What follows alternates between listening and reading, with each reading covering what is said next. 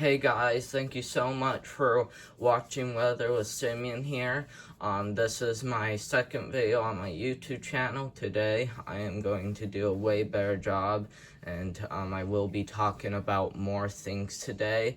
The main thing that we're going to be talking about today is pretty much this area right here. As you guys do see, we do have a 30% chance of development during the next 7 days. This is gonna be a big deal, guys, for sure. This is gonna be a big deal. And as you also do see over here, we got a 70% chance of development. This is going to head off of Africa, like I told you in the last video, and this will I'm predicting that this will kind of do a similar pass as Lee, but Lee's not there anymore. Thankfully, he did die down.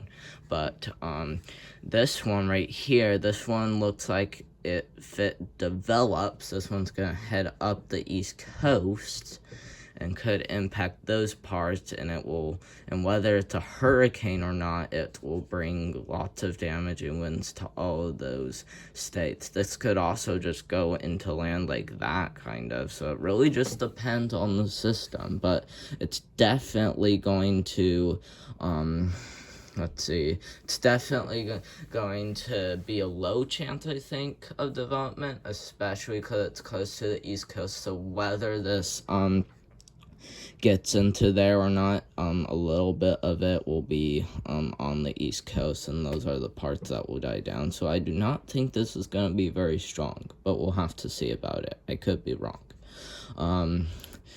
And as we do take a look at the Eastern Pacific, as you do see, we still got a pretty high chance of development, at least an 80.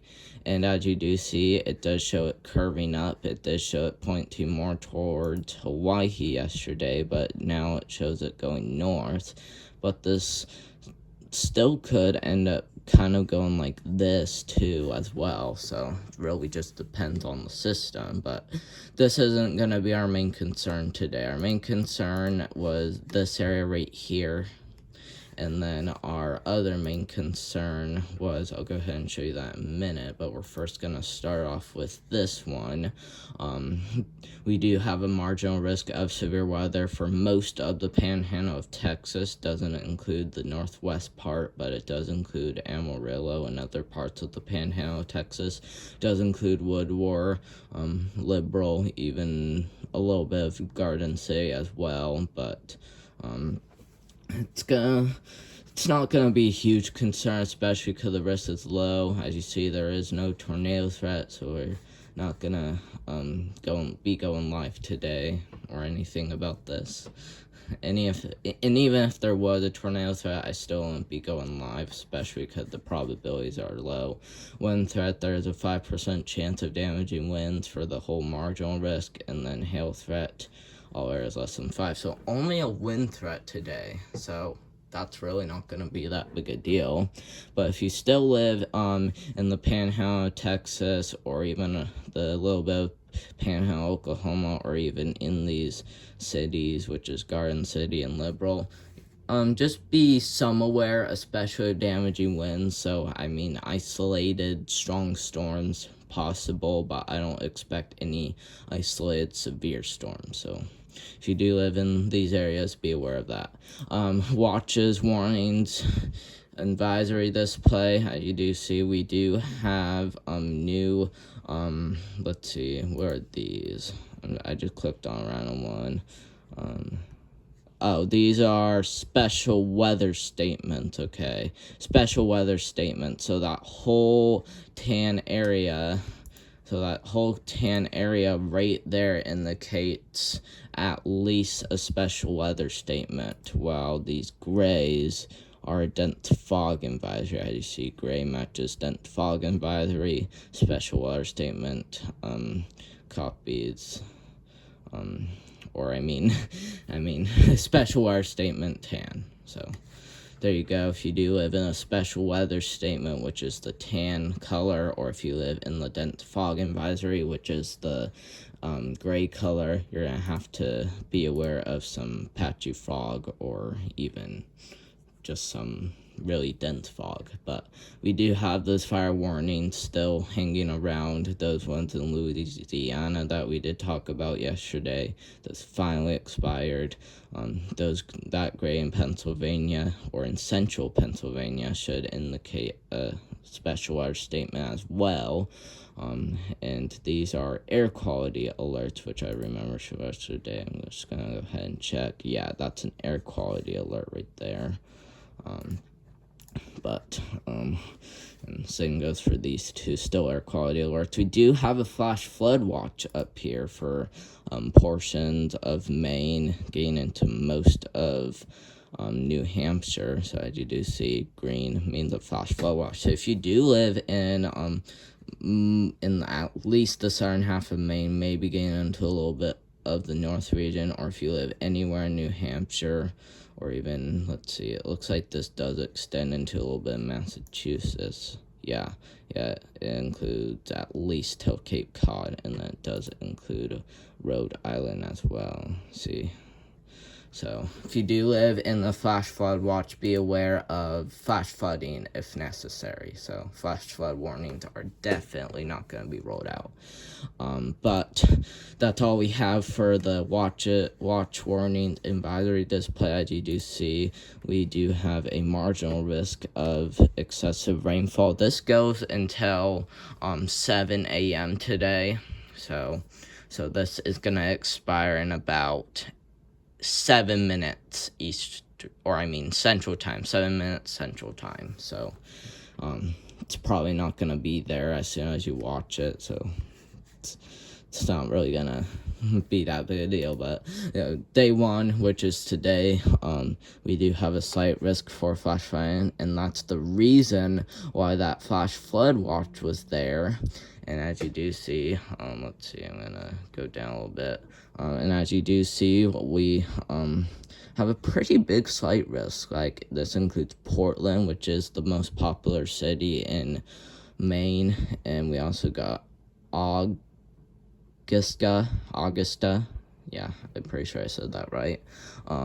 We also got a few other cities like Lincoln, Millinocket, even Bangor. So places like that are included in the slight risk. So if you do live in those cities, or if you live in the slight risk, be aware, okay? Be aware of flash flooding. We'll go ahead and take a look at the day 2 outlook. Another slight risk around, as you do see, does include pretty much central Oklahoma City, Tulsa ended, I think that's ended, and then a few others. I'll go ahead and zoom in some more. Even Norman too as well. So all those cities are included in the slight risk. So if you do live in the first slight risk, which is today, that was up towards Maine, or if you do live in this one, which is going to be for tomorrow, be aware, okay? If you do take a look at the precipitation totals, as you do see, there is some decent amounts, as you do see. So places like eastern Iowa, even isolated spots in Texas. Same goes for like Utah, Wyoming, even Colorado, New Mexico. But mainly the East Coast is what we're going to be aware about, because you do see it looks like there is a possibility of 3 inches. See right there, those darker purples, that indicates at least 3 inches of rain or less, because it looks like the maximum amount of rain is going to be 3 inches. So make sure you guys are really aware of this, okay? Really aware, especially if you live in New Hampshire, Maine, or Massachusetts, or really Rhode Island as well. So all those areas should be aware of flash flooding. Let's see, it says this has needing to be refreshed, so I'm going to go ahead and refresh the radar. As you probably do see, I do live in Newburgh, Indiana, but we aren't going to be talking about that. But we're mainly just going to be, so as you do see, as of right now, which is 7 a.m., I really like how it shows the times. It only goes till 12 p.m. today. As you do see, we do have a whole line of showers, or even storms, those yellows, orange, and reds does indicate strong storms, at least for my opinion. But some of them, they're probably just producing heavy rain. But as you do see over here for Utah, we do have a few sprinkles as well. We'll go ahead and move this. So we're going to move this to 8 p.m. As you do see, they are moving. So I'm going to wait for this to load. Okay. I think it should be there. As you do see, we do have a pretty decent storm here in Massachusetts. As you do see, it is producing heavy rain at 8. And I am going to be honest with you guys, this radar does get quite a bit of the things wrong. So we will have to keep our eye out on that. Let's see, we're going to go ahead and, let's see. There is a little shower in northern Ohio, but there also is some in northwest Indiana.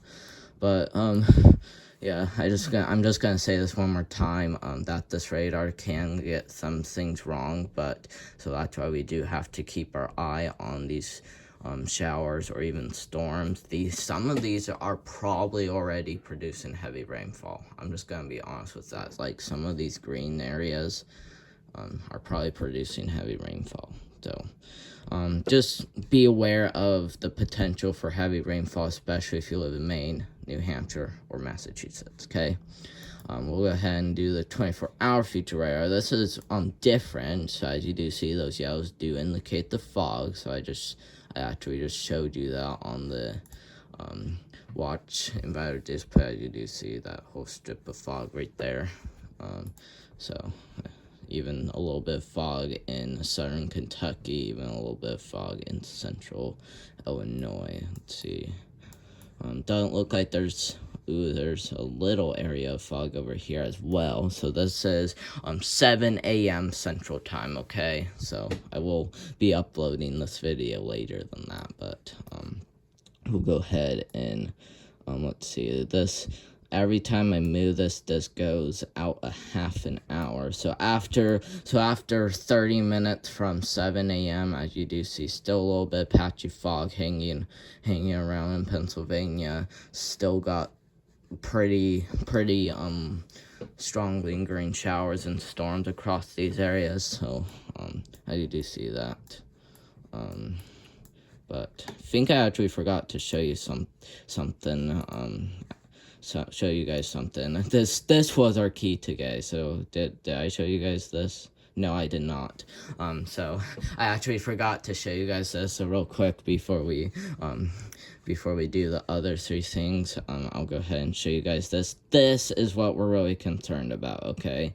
Really concerned about. This is for tomorrow, okay? We do have a big slight risk that does include all of southern, or most of southern, and as well as central Oklahoma, even getting into Wichita Falls.